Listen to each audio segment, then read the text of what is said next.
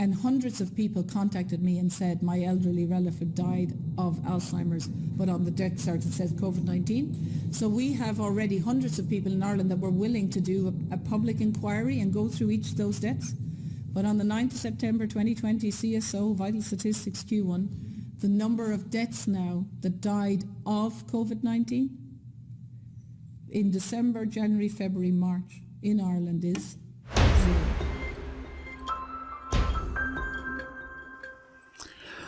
Welcome back to another episode of Not on Television, a collection of news headlines which you are unlikely to see getting elevated on the mainstream media. This is a headline from the UK. World's top scientists rage against the lockdown, and it reports that 4,000 doctors, or more than that, are basically calling out a lot of the decisions being made in relation to the pandemic in the UK at present. This next one here is also from England, and what's very important to note here is both the daily number of deaths and the daily number of patients admitted to hospital with what is being called COVID-19. And we can see in the blue a huge spike, but this is in testing. It is not in deaths or admissions. And if we look across this graph here, we can actually see that deaths and hospital admissions are they're in very, very small numbers. Many people ask, what is this all about? And the words, the New World Order, are actually mentioned quite a lot. Here is an interesting little clip from Australia. As it is. But at the moment, what I'm seeing as Health Minister is a level of apathy, a level of complacency. I understand that, but I'm not happy about it. I'd also say this, the other area of danger is the place that we would normally consider to be the safest place on earth, our homes. You've already heard today that a number of the people who've actually now got the virus got it in a home situation. And we'll hear more detail about that in due course. But it is both a safe place and a dangerous place. We must treat this new world order, this new world of COVID, we must treat this new world of COVID, even in our own homes, with a high level of care and caution. Can I ask all... And we have another clip here from the US Department of Justice officials, and we can see that not only does this guy have to be reminded to stage putting his mask on and then takes it off again to speak, you have to ask yourself, where is the common sense about this?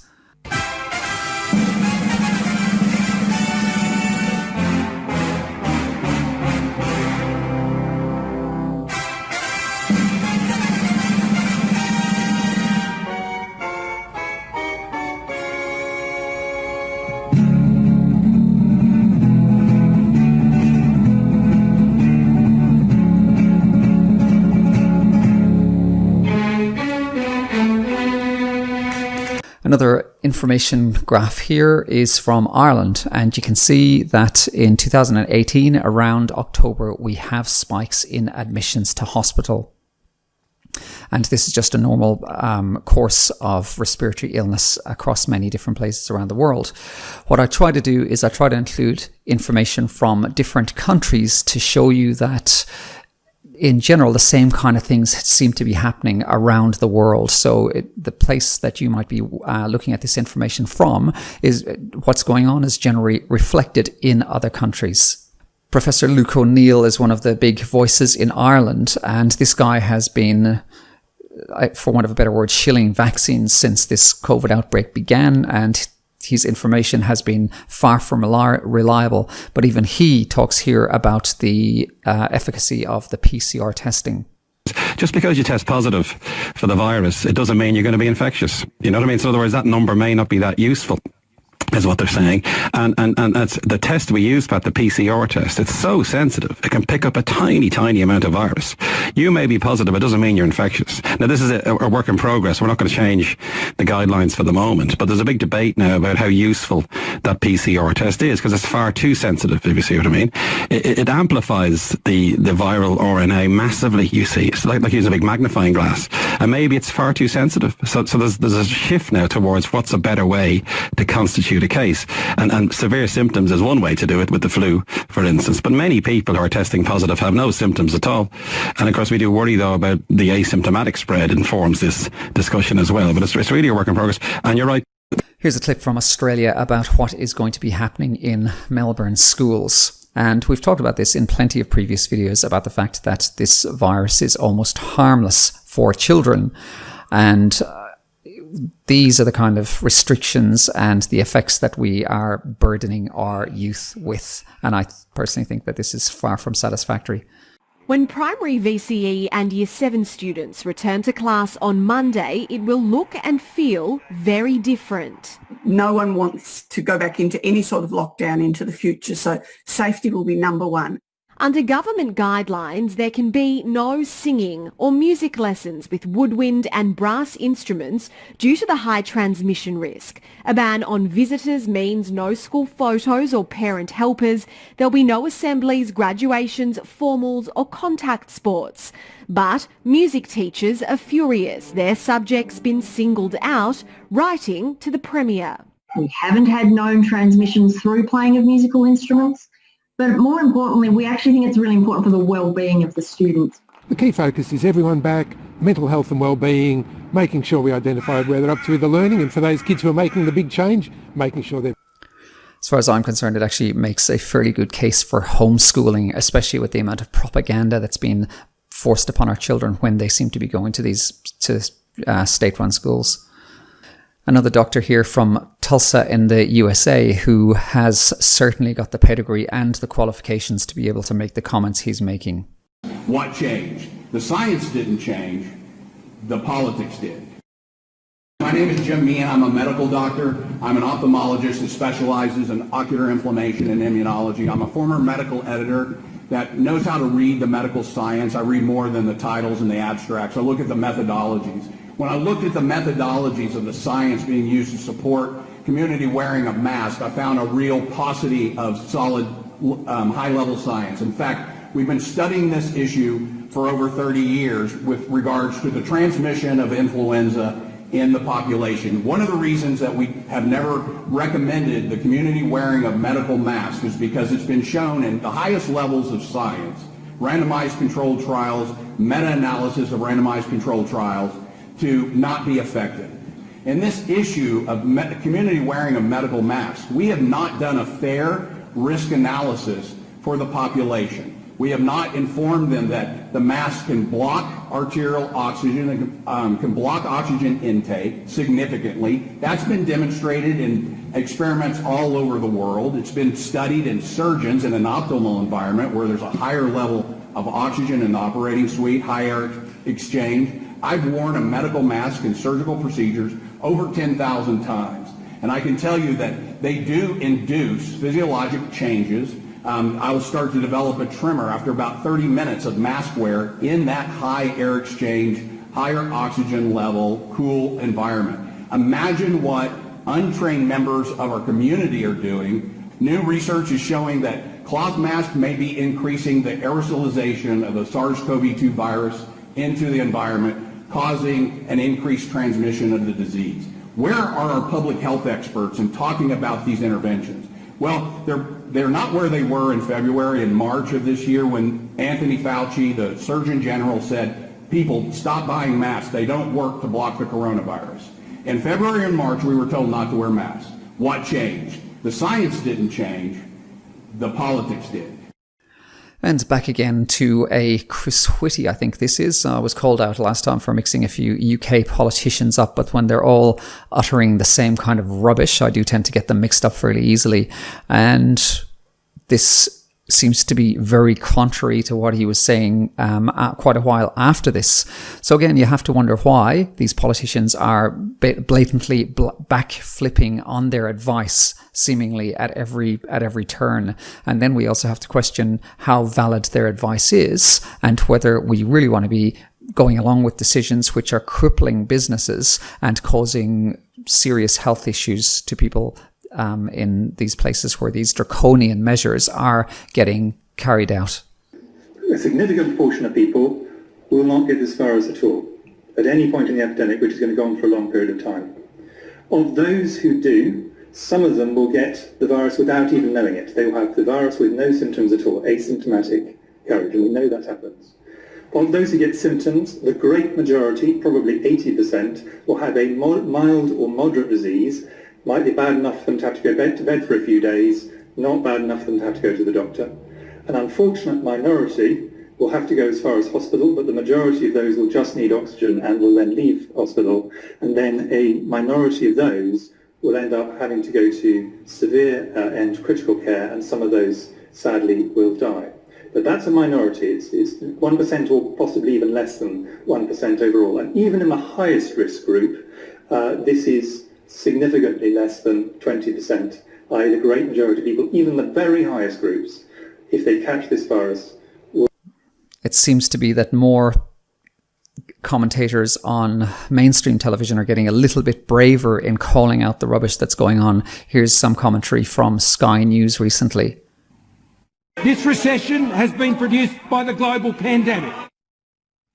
No, that's not true. This recession was caused by all the bans we put up, by our reaction to the virus. Bans that we now read seem to have caused more suicides among boys and elderly men, at least in Victoria, and have had more people miss cancer screenings, leading to real fears that people will die from the diseases that could have been picked up early had hospitals not been diverted to coronavirus patients that didn't turn up. So, be very clear, these are not deaths caused by the virus. These are deaths caused by ourselves, by our politicians, and by the people, many of them journalists, love a good story, beat it all up, who panic those politicians into imposing those extreme bans. Now, you would think, now that we can see the wreckage caused by this hysteria, that every political leader in this country would have their mind focused on getting us back to work. And that can be done safely, can be done overseas. Instead, in 2 states today, more evidence that some politicians just don't get it. They've either got tunnel vision, they're in the trenches, they're so single-minded, virus, not looking at the broader picture, or they reckon there are votes in playing up the scare, which probably are. For a populist, why the hell not? Whatever the cost, just go for the votes. What an indictment of Australia. And let's start with Queensland. Its Premier, Anastasia Palaszczuk, dreamed up a rule that she would not open her border to New South Wales unless New South Wales went 28 days straight without having a single new infection that it could not trace within 48 hours to an earlier case. One of these mystery cases. And last night, New South Wales found 3 of these so-called mystery cases, and so far has tracked down the causes for just 2. So if it doesn't solve the last case tomorrow... Another nice breakdown on some World Health Organization statistics. And if you look into the graphs and the statistics they're actually posting and compare them to influenza graphs, we see clearly that COVID is no more dangerous than the common flu. Current best estimates tell us that about 10% of the global population may have been infected by this virus. This varies depending on country, it varies from urban to rural, it varies between different groups. But what it does mean is that the vast majority of the world remains at risk.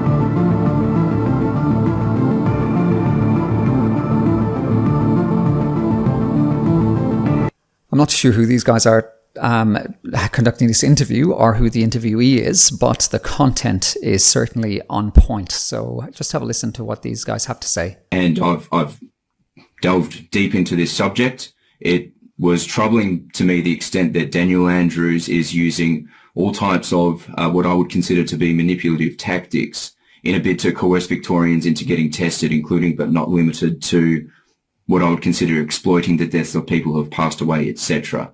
So I went down a big rabbit hole to find out as much information as I could.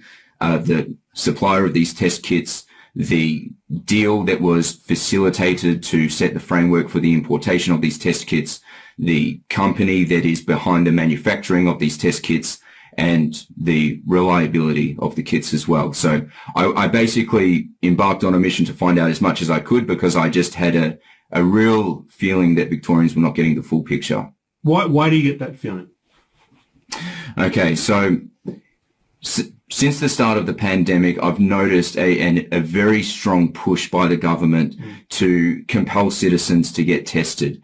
And the policy that is driven through the Daniel Andrews government is based on what they consider to be positive COVID-19 test results via these PCR test kits. So if this is what's driving our policy, I wanted to understand what the basis for it was and where this is all coming from. Fair enough. Do you feel like that has changed over the last few months, like I said in the intro?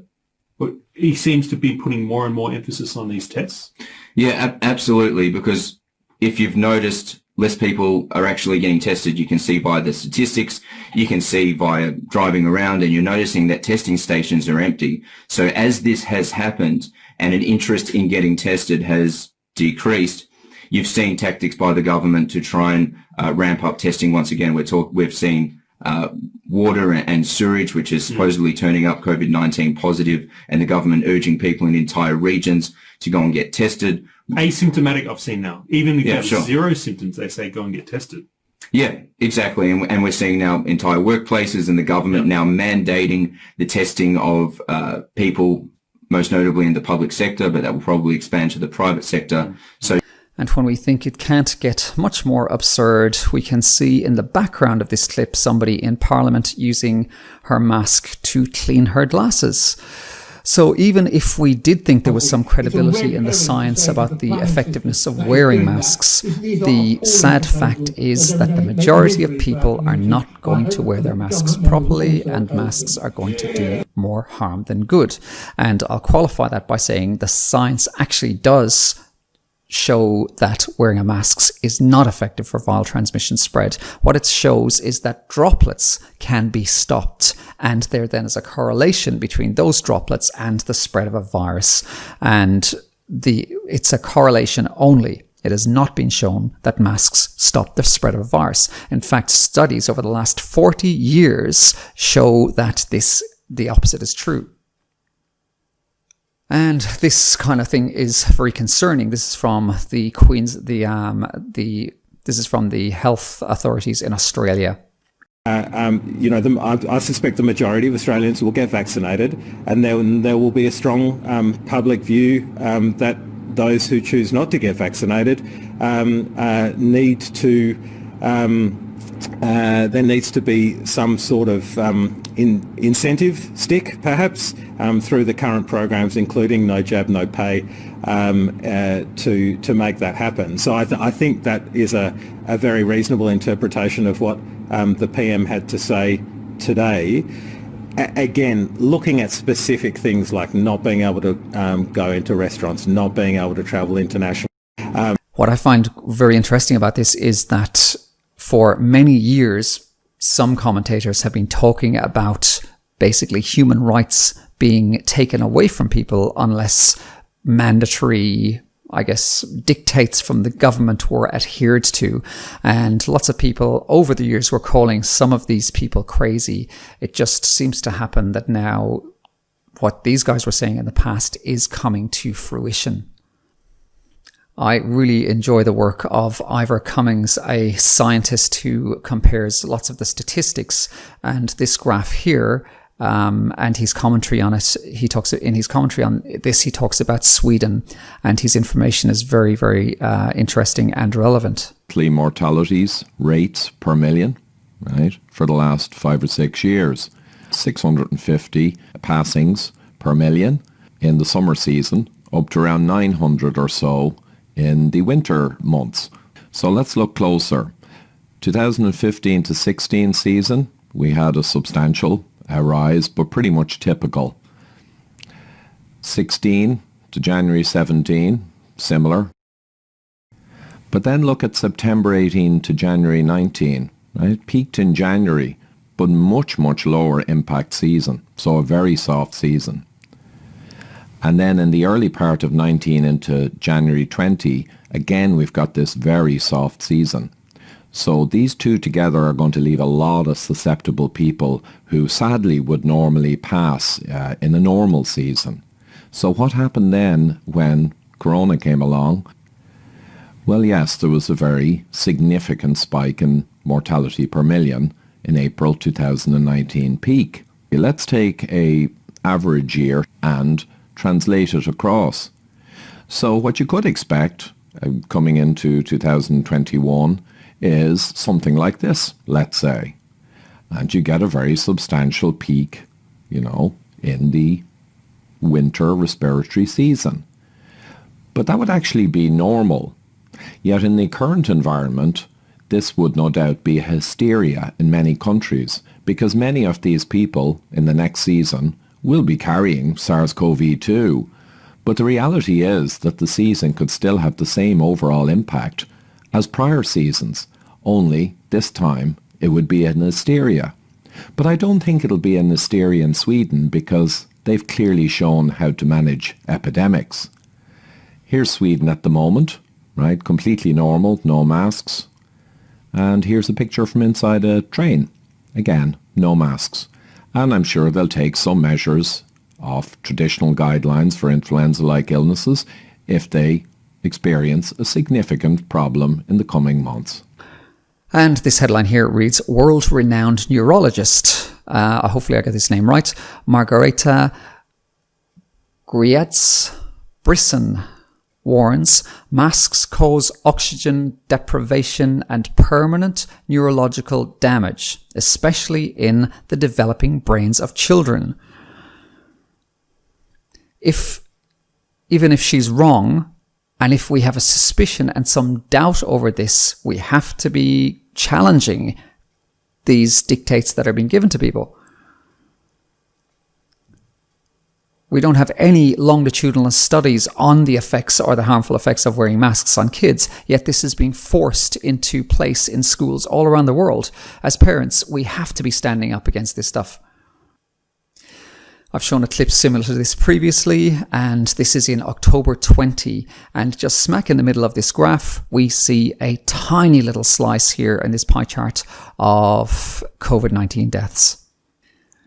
The first thing to note is that it is in the UK, and the second thing to note is that the red section of this graph is with COVID and not from. And again, we have also talked about that before, about COVID not being the primary cause of death, but being a positive test when people have died from comorbidities. We now even have the World Health Organization saying that lockdowns are not effective and imploring countries not to use them.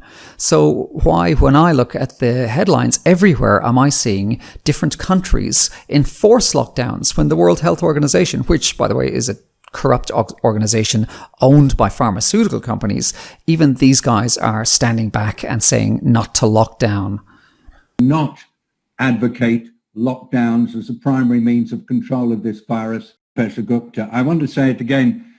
We in the World Health Organization do not advocate lockdowns as a primary means of control of this virus.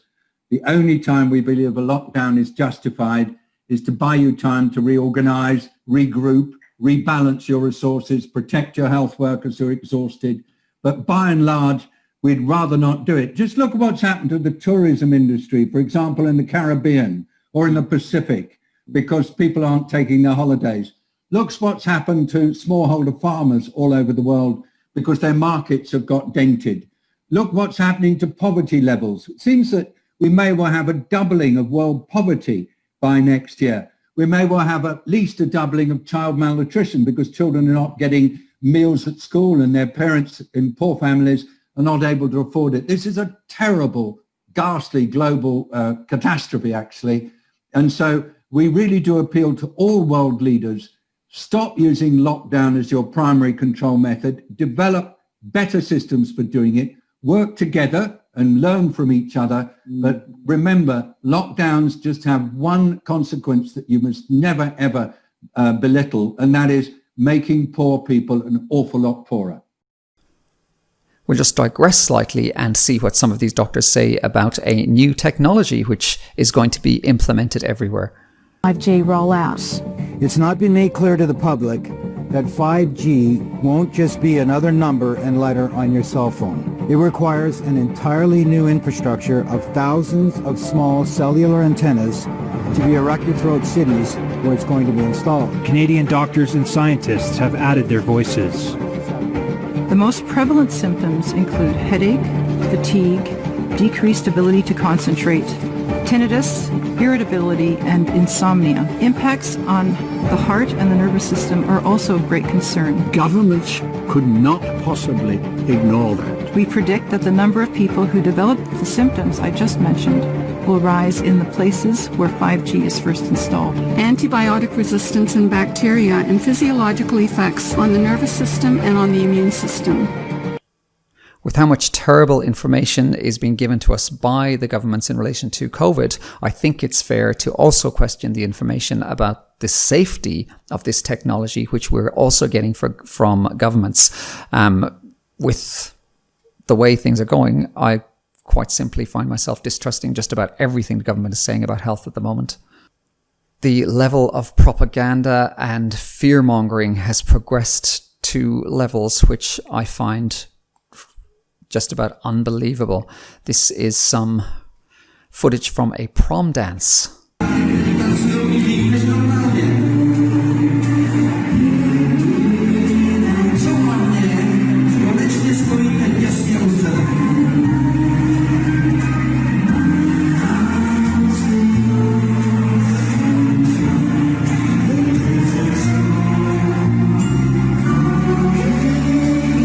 One of the most important websites that we have around the world is a website called Euromomo. And this website is an official website where we can see the statistics from all causes of mortality in certain areas. Euromomo obviously refers to Europe. And we can see that the excess mortality is not really different from previous years. We can see the spikes at the beginning of the years here, where we had people being returned to nursing homes and huge spikes in the death rates there. But around this time of year, there is clearly no second wave occurring. Here's a snip from a parliamentary inquiry in Ontario. When we hear things like this, we have to start asking what the hell is going on. In my supplemental question yesterday, I asked this government if the people of Ontario should prepare for internment camps. In September, the federal government posted a call for expressions of interest for contractors to supply, provide, and manage quarantine isolation camps throughout every province and every territory in Canada. These quarantine isolation camps, however, are not limited to people with COVID, but provide a wide latitude for many people to be detained. Surely this government is aware of the intentions to build these isolation camps from coast to coast. And my question to the Premier is, how many of these camps will be built, and how many people does this government expect to detain? Again, back to the Premier. Here's the RFP, and in the RFP it uses clear language to express that these camps can be used for a broad spectrum of people, not limited to travelers. Indeed, it doesn't even mention international travelers. It's just a broad latitude of people. And I'll send over the copy of the RFP after.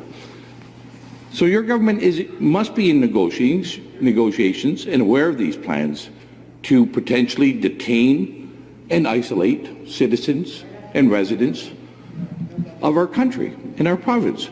So, Speaker, to the Premier, where will these camps be built? How many people will be detained? And for what reasons? For what reasons can people be kept in these isolation camps? Again, another report from Sky News, and the term the Great Reset. I've just put a few little clips of this in here, but I certainly suggest that you do some research on this yourself, because this great reset seems to be going hand in hand with the policies that are being rolled out for this so-called COVID pandemic. Davos and the World Economic Forum. That's that gabfest that takes place every January in the beautiful Swiss town of Davos. And apart from all the lovely pop stars and movie stars who jet in on their private Learjets, all sorts of major corporations and governments, including ours, send delegates to this flash red carpet economic event every year. The Economic Forum isn't just some lovey jet-setters climate gabfest. It's an anti-democratic enterprise designed to destroy your job, steal your prosperity, and rob your kids of a future. It's a hardcore, but it is a program designed to strip us of all our fundamental democratic rights in favor of a new form of society as dictated by the elites. First of all, here's a bit of the official promo ad for the Great Reset.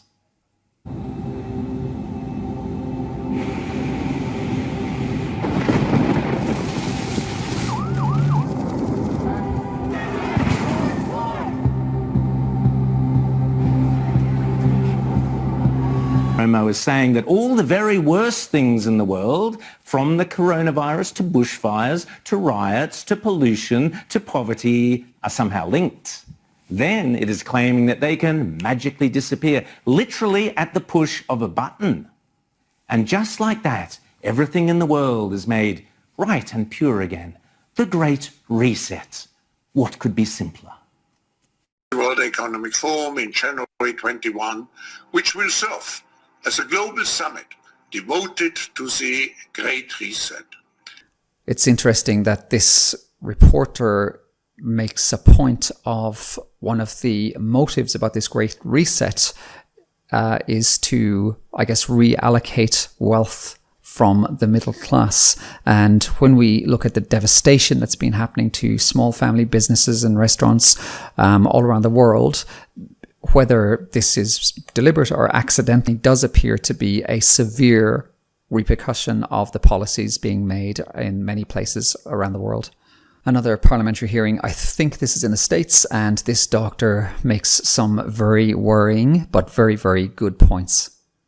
Again, my name is Dr. Tapper, and I am no stranger to you, as this is my third time here addressing the regulations and mask mandates.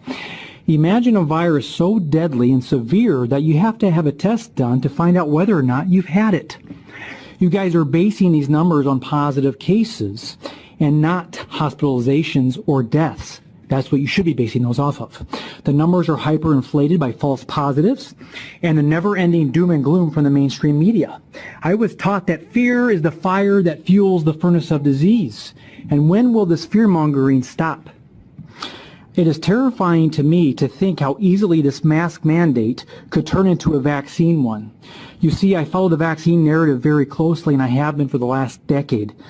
I have witnessed firsthand the damages that can occur after a vaccination, conditions like transverse myelitis or Guillain-Barré. I have met many families that have lost a child to vaccine injury. Injuries are real and not rare. The companies that lie and gaslight these poor families are the same companies and organizations that feed you and the public this corona propaganda. Last year, the World Health Organization stated that the greatest threat to our health is people who refuse vaccinations. Shortly after that, the ACIP for the CDC stated that they cannot force vaccinations, but they can force compliance. How are they going to do that?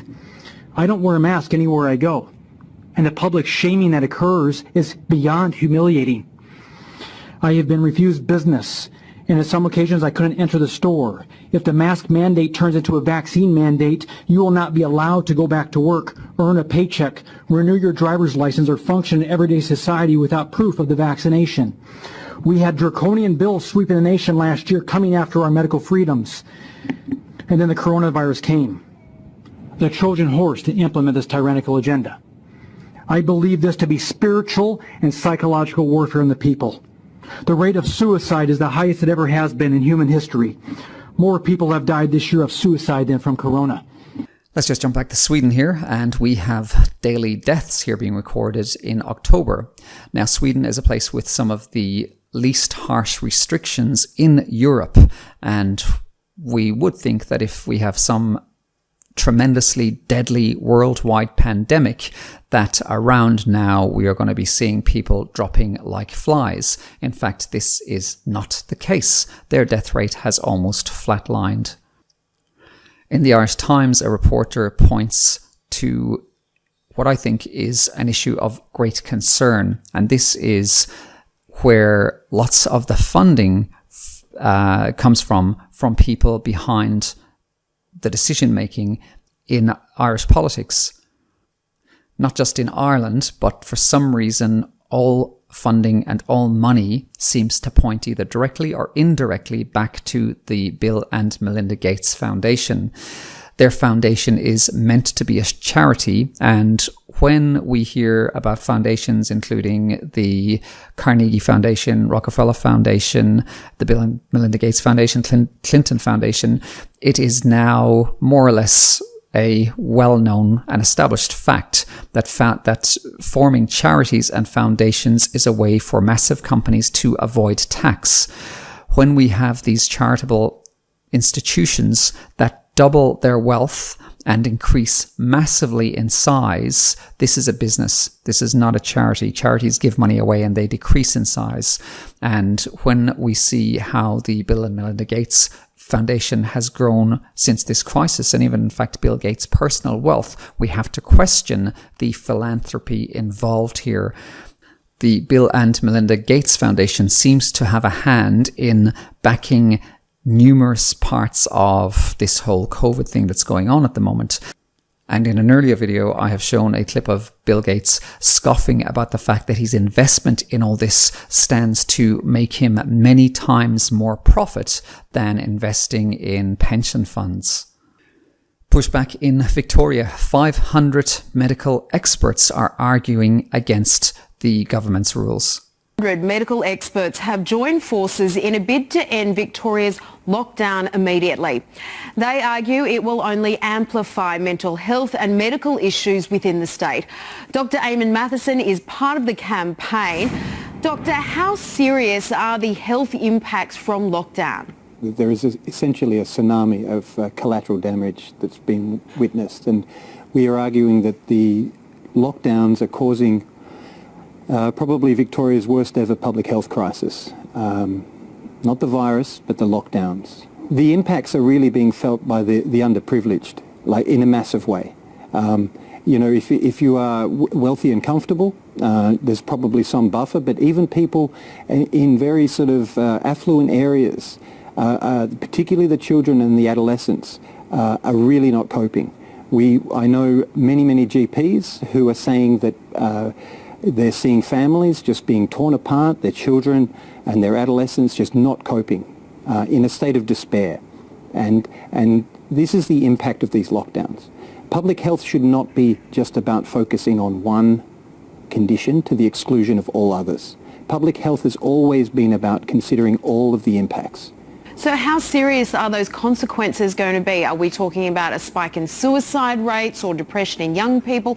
What's worst case scenario in these cases? You know, it's breast cancer screenings down 70%. It's GPs saying that 40 to 50% of their patients are presenting with depression, self-harm, particularly in the young.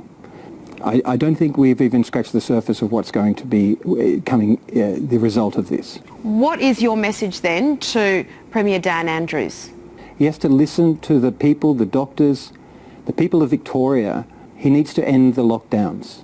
He has to end what are disproportionate and unscientific measures. He has to listen to the World Health Organization. He has to listen to the experts around the world.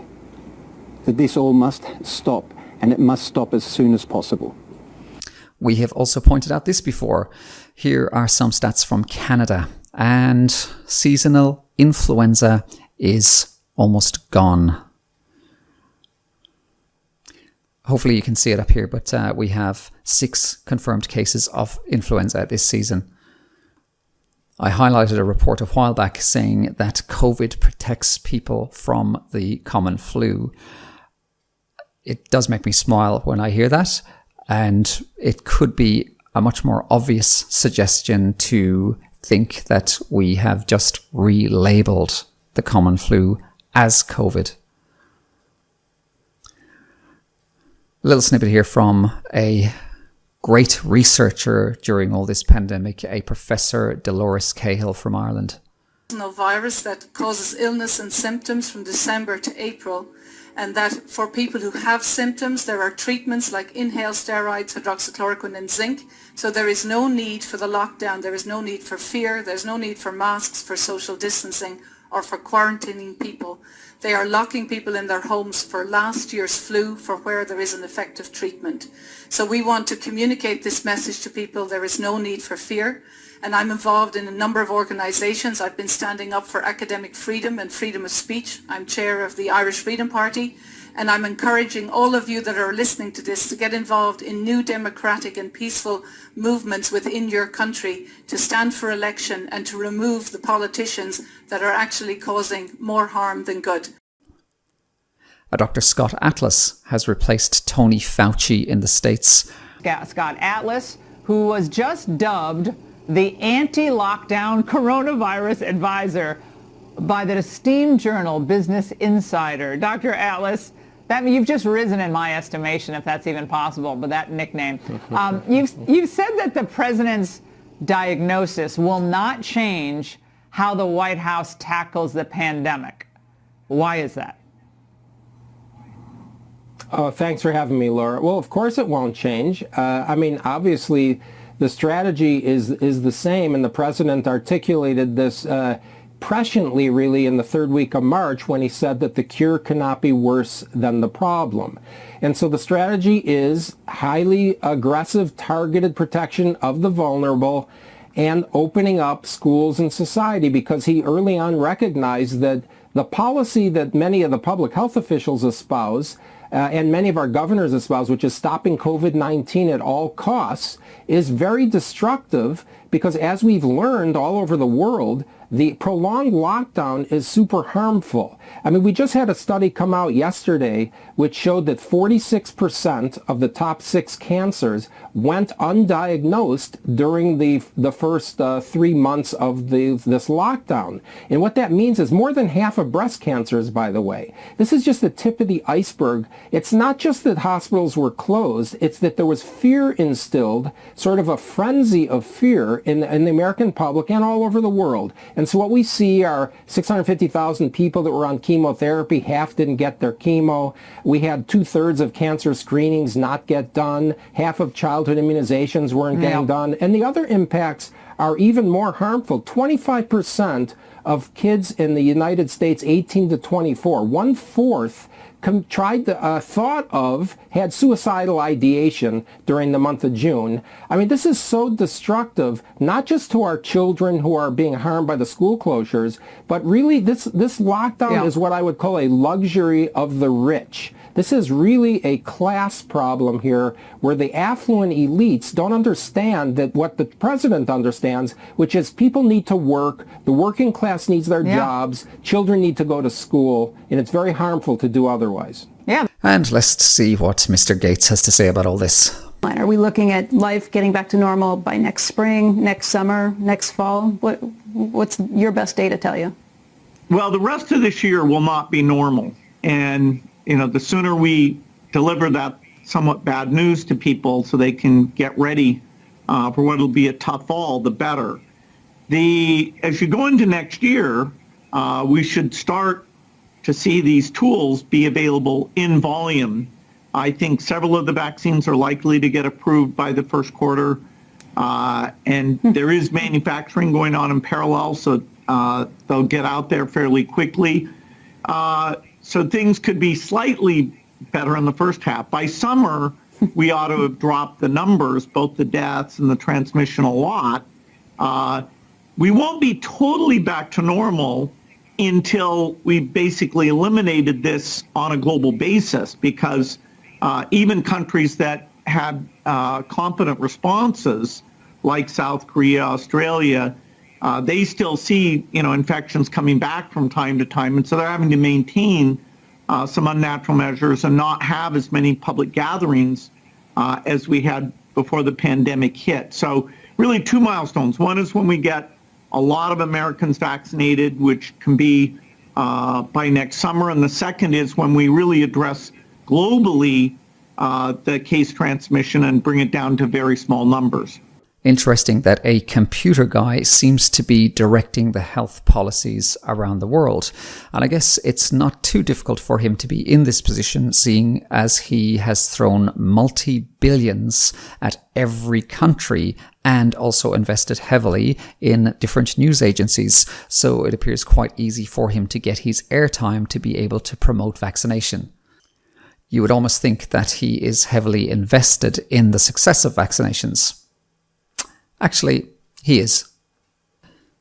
A Professor John Ioannidis has been doing excellent work since this outbreak began, and the conclusion of this report that he has published, his conclusion in this article is that the infection mortality rates were extremely erroneous.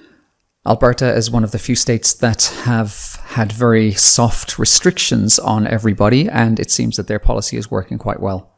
Alberta has done it extremely well on a global scale by taking a lighter approach to restrictions than many other jurisdictions that had vast lockdowns and aggressive enforcement and micromanaging people's lives. Many of those jurisdictions have seen much higher levels of infections and fatalities than Alberta has. And I want, as much as humanly possible, us to maintain our approach, which is focused on people exercising personal responsibility. Because, as Dr. Hinshaw has pointed out, and as have I, for every public health restriction, there are negative and sometimes devastating broader social, economic, and health consequences. I think in the COVID debate, there have been some narrowly and kind of myopically focused only on limiting the spread. We have to look at all of the other considerations. Stats Can reported in the second quarter of this year an estimate of 450, what they called, quotes, excess deaths above and beyond the average number for that period of the year. We're doing a deep dive into figuring out what is the cause of those. Are they related to delayed surgeries? Are they related to people who didn't come to hospital because of COVID fear or COVID restrictions? We've been tracking very closely non-COVID related health data. Thankfully, we have not seen an increase in suicides for the first 6 months of the COVID period in Alberta, but that there may be a delayed action in terms of the mental health impact. We've certainly seen a catastrophic result in opioid overdose deaths, with over 400 Albertans this year having passed away from opioid overdoses versus under 300 COVID-related deaths. So we are focused on the health of the broader health, physical, mental, social, and economic, and that's why our focus, as much as possible, will continue to be on encouraging people to exercise responsibility rather than micromanaging their. Many ask, is COVID political? And when we see this clip of one person with flags walking amongst numerous other people walking without flags, and this person getting tackled to the ground, I think our answer here is fairly clear.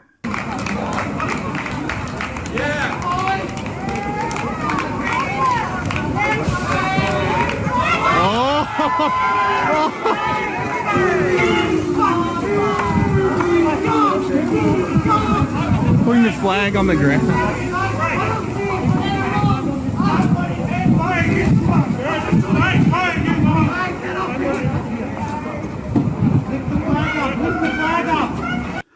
Yet another example in America of empty hospitals. It's quite easy to do a search on this and you'll find that there are clips like this from all over the world. In fact, I'll be showing you another clip of Ireland later. Oh, no recording in the hospital, sir. Oh yeah? Well, actually, don't touch me. Don't touch me. Don't fucking touch me. Don't put your hands on me. Who do you think you are? Who do you think you are? You're allowed to record in the hospital, actually. No, you're not. Yes, you are. No, you're not. Oh yeah? No, Ask Twitter. Ask 2 million viewers. No, you're not. Ask the viewers. Yeah, you're all making good video right now. Right. You're making good video. Have a good day. You too. You too. Look at this, guys. Empty hospital. It's one of the strangest pandemics that I've ever seen, where it's causing devastation and havoc on a worldwide basis, but hospitals appear to be empty. Another report here showing that flu cases are dropping dramatically. The last 2 weeks, what? This time last year, there were 1,251 confirmed cases. So gosh, that's a 95% decrease. And that's just the United States. The WHO reports that flu cases have gone virtually undetected globally since April.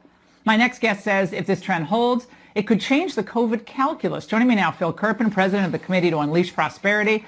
Phil, some global estimates show a pretty significant drop. What have you found? Well, it's pretty remarkable, Laura. When the COVID epidemic takes hold and takes off in a particular geographic area, flu plummets. And I don't know if that's because the non-pharmaceutical interventions, the school closures and the shutdowns and the other things are more effective for flu than they are for COVID. I don't know if it's because the virus itself has viral interference and maybe a mucosal response that blocks flu. I think there are a lot of unanswered questions about how or why this happens, but we're now seeing it in country after country after country, including right here in the United States, where we're a couple weeks into the flu season and it just hasn't shown up yet. And Biden, Phil, is claiming that COVID will end up being deadlier than any U.S. war. In the next several months, there'll be over 200,000 additional deaths. That'll be in 1 year, 400,000 Americans will have died. That's more than lost in all of World War II. I'm not sure what wars have to do with viruses that emanate from communist China, Phil, but does that math even check out? No, it makes no sense. Frankly, what it indicates to me is the Democrats and probably the media are going to attempt to launder the normal increase in winter deaths that we have every year into COVID deaths and to pin them on the pandemic and to politicize them and use them as a pretext for shutdowns and more population control measures. And this is the hospital in Dublin, one of the biggest hospitals in Ireland, which again appears to be just about empty.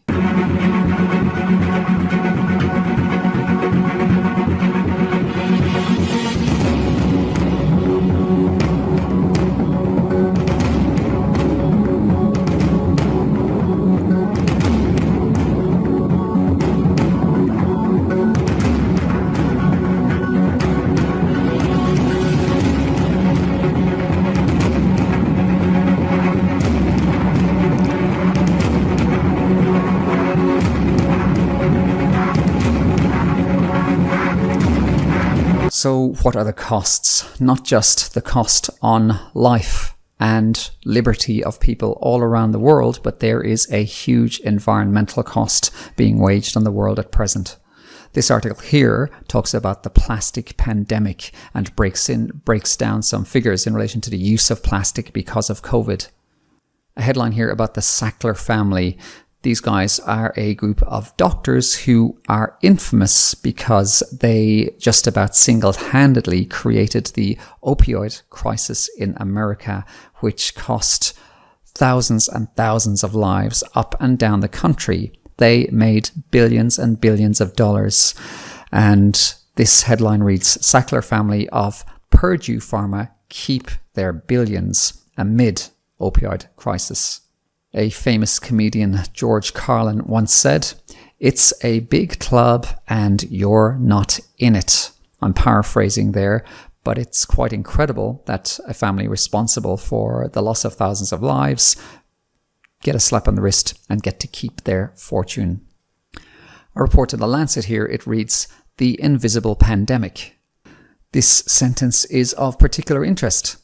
It has become clear that a hard lockdown does not protect old and frail people living in care homes, a population the lockdown was designed to protect.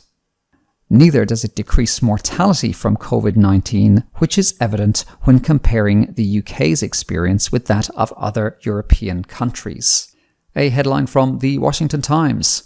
Coronavirus hype, biggest political hoax in history. A little part of this reads, "The new coronavirus is real. The response to the coronavirus is hyped, and in time this hype will be revealed as politically hoaxed."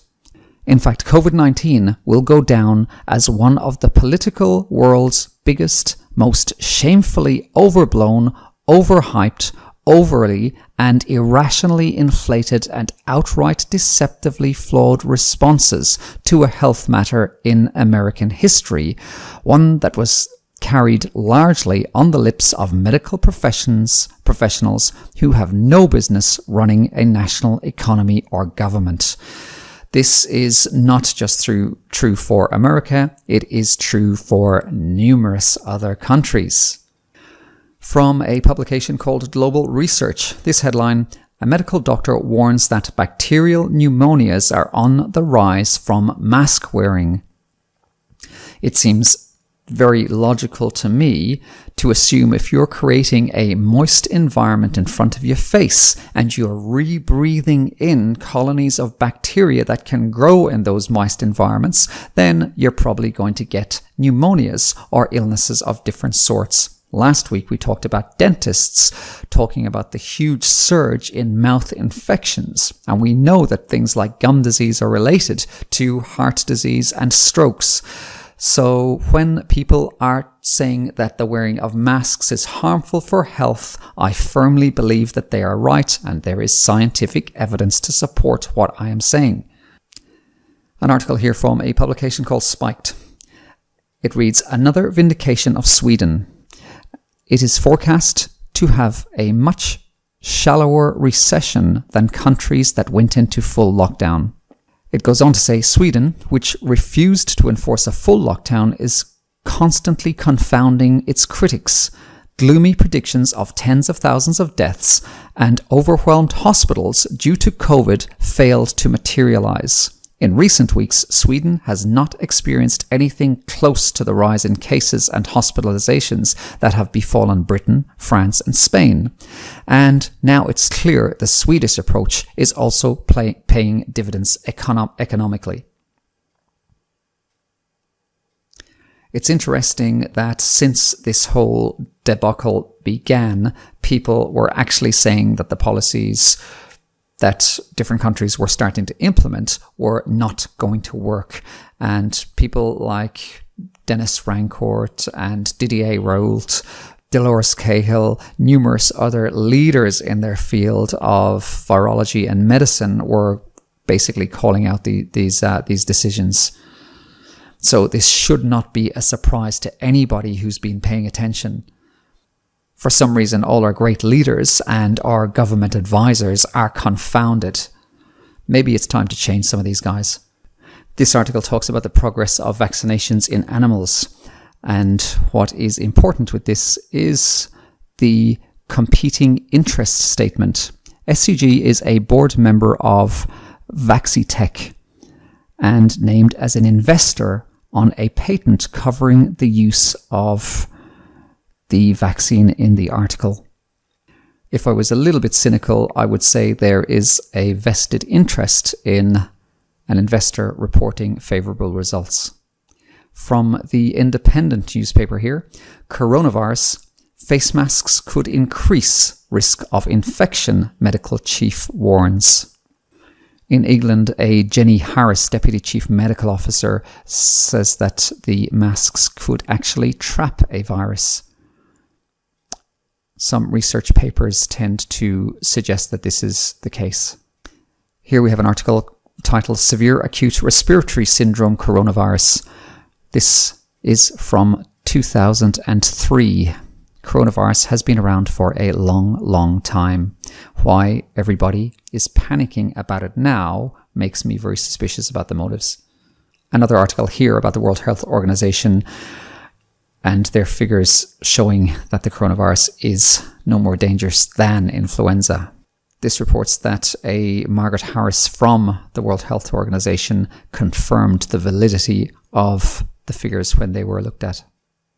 It seems that some information is making it down to the tabloids. This reads from The Sun, have you had it? ? Staggering 86% who tested COVID positive in lockdown had none of the official symptoms, doctors warn. we have to remember, and we talked about this last week, is that the more amplification of the PCR test, the less accurate it is. And the inventor of the PCR test, a Dr. Carey Mullis, stated that if the PCR test were amplified enough times, it would confirm positive for just about anything. In relation to the number of cycles, amplification of around 25 to 30 should be and is suggested to be within a range that has less margin for error. Amplification or cycles of over 30 tend to give more of a margin for error, with amplifications of around the 35 plus being extremely inaccurate. In most places around the world, with what we can term as case demics, the amplification cycle for the PCR test is up around the 38 to 45 times, which throws out a tremendous range for terribly inaccurate figures. I'm not the only one suggesting that the PCR method of testing is absolutely not fit for purpose and is a useless measure for any sort of policy to be based on. Headline from The Telegraph: Governments urged to pause new restrictions as cases of COVID caught in hospital soar. My suspicion is that the number of cases soaring is due to the inaccuracy of the PCR testing, as opposed to anything to do with transmission by staff.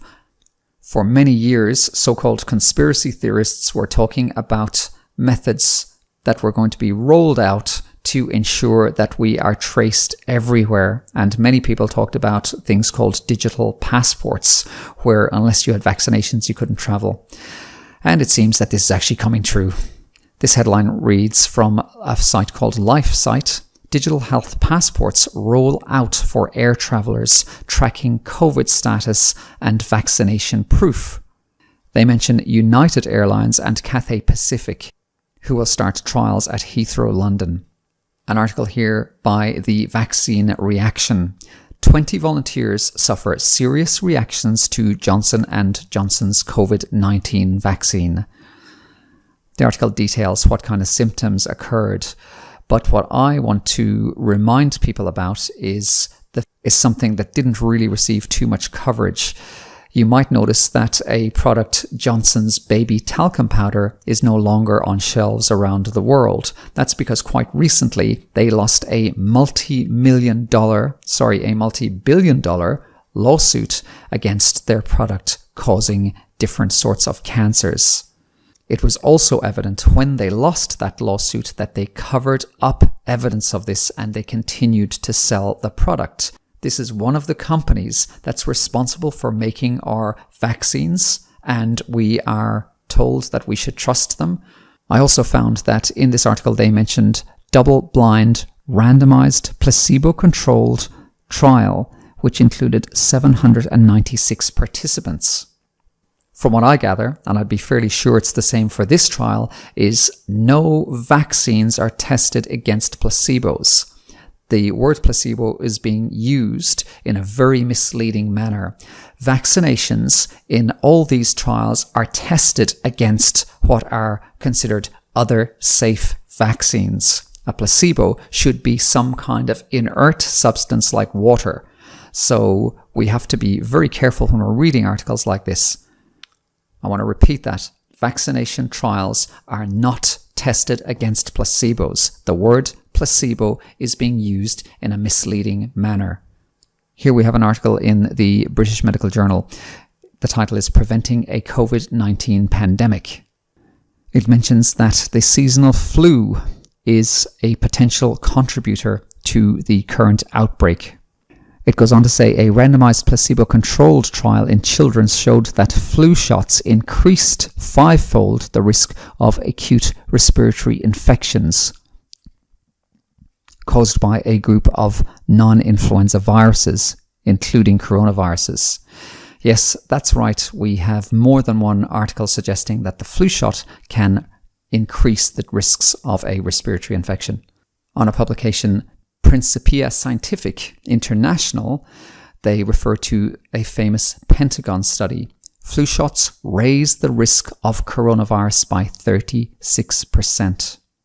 From the same publication, the headline reads, "Now Doctor Starts COVID-19 Rebellion in Ireland." A Dr. Patrick Morrissey in a place called Adair in Ireland details a number of concerns he has, and there have been strict sanctions placed against him for speaking out. He says, "We must take back our country and our freedoms from these megalomaniac bureaucrats." I don't think that this statement is hyperbolic in any way. Another headline, "Immunity to COVID-19 is probably higher than tests have shown." Hopefully I don't butcher this name, but a Marcus Bugert, he is an assistant professor from the Center for Infectious Medicine at the Karolinska Institute, talks about T cells, which Anthony Fauci tried to dismiss quite recently. For all the mask wearers out there, CDC study finds overwhelming majority of people getting coronavirus wore masks. They break down the figures into people who wore them constantly and who wore them as suggested. In spite of what seems like fairly valid information, they still throw in ridiculous statements like this. While the study notes that some of these people may have contacted the virus from the few moments that they removed their mask to eat or drink at places that offer on-site eating and drinking, the CDC concedes that there is no successful way to evaluate if that was the exact moment someone became exposed and contacted the virus. And even this statement just validates the fact that masks are useless. If, for example, the virus crept in while you had your mask up to stick some food in your mouth, with the amount of times that masks are worn incorrectly and below noses and not sealed properly, I'm lost for words sometimes to explain how ludicrous the logic is.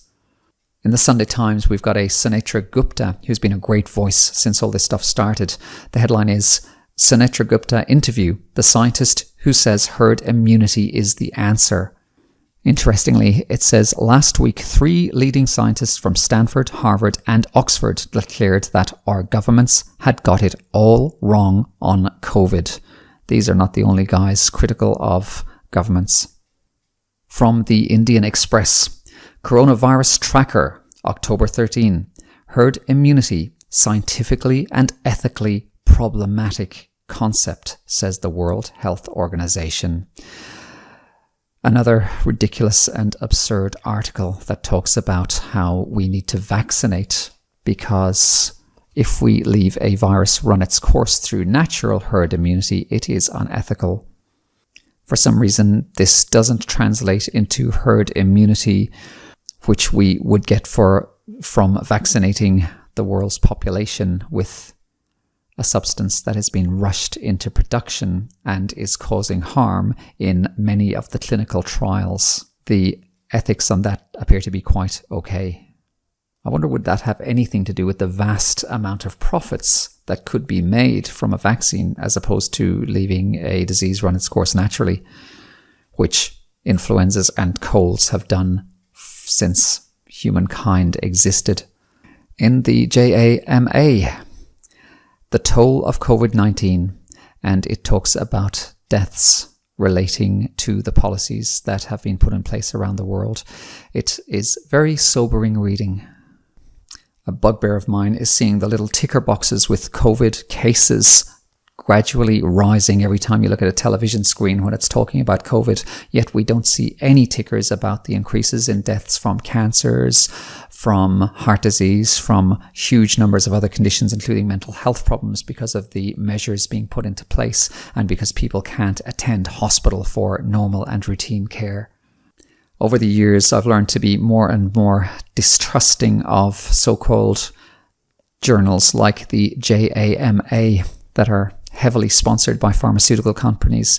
And we see in this article, it says President Trump retweeted a post falsely claiming the CDC had quietly updated its guidance to indicate that only 6% of the coronavirus death toll was actually attributed to severe acute respiratory syndrome coronavirus 2. In fact, that wasn't a false claim, and the CDC did modify its website to claim that 94% of deaths had at least one other cause of mortality. From the UK column here, COVID-19, the data exposing the deception. They refer to the work of a Mark Oakford, and he sent 1,392 Freedom of Information requests to local authorities.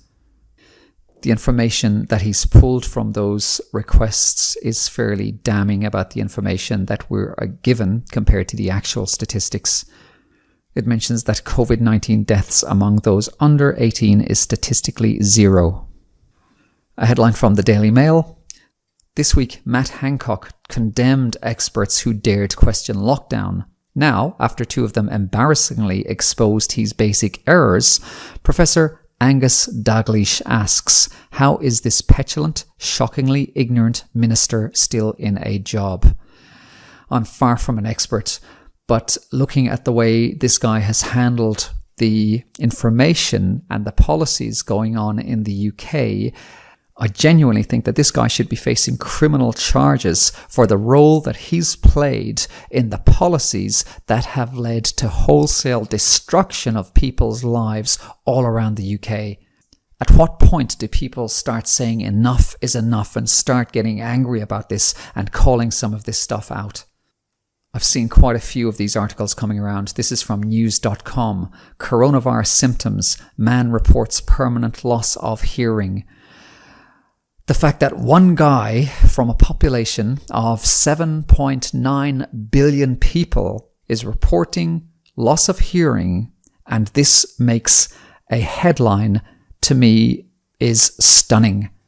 If I were to say that the family of a child who got a vaccine reported that that child died the day after getting the vaccine, I would be heavily, heavily censored. And it certainly would not make the front page.